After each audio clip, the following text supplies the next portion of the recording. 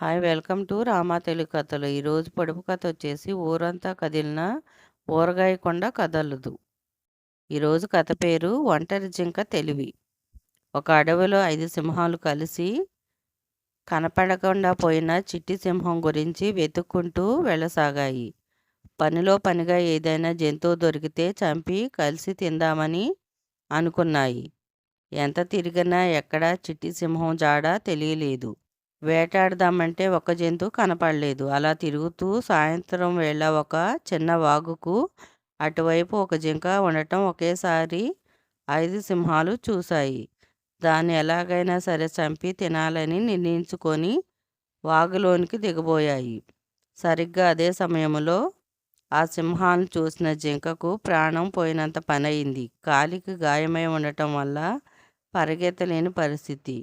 కొన్ని క్షణాలు ఆలోచించిన తర్వాత సింహం, మిత్రులారా, మీరు నన్ను తినాలని ఆశపడుతున్నారని తెలుసు. కానీ ఒక విషయం, ఈ వాగులో మొసళ్ళు ఉన్నాయి అంది జింక. లేదు, నువ్వు అబద్ధం చెబుతున్నావు అన్నాయి సింహాలు. లేదు, నిజం చెబుతున్నా.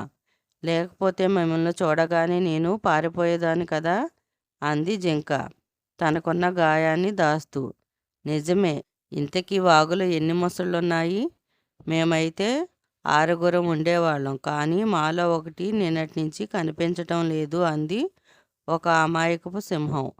ఓ, అదన్నమాట సంగతి. పొద్దున్నే ఓ సింహాన్ని వాగులోని 10 మొసళ్ళు తినేశాయి అంది వెంటనే జింక. అయ్యో, మన చిట్టిని ఆ మొసళ్ళు పొట్టన పెట్టుకున్నాయి.